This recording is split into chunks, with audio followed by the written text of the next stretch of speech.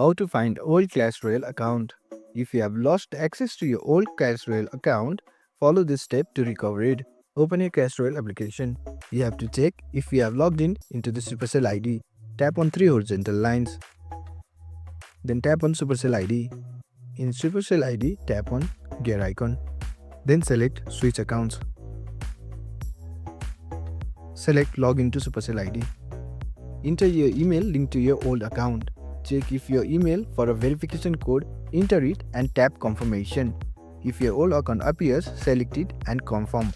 If you are linked your account to Google Play or Game Center, log in to the correct Google or Apple ID on your device. If linked to Facebook, log into the Facebook account and restart the game. If you can still find the account, contact to Supercell support. And that's it. Now you know how to find old Clash Royale account.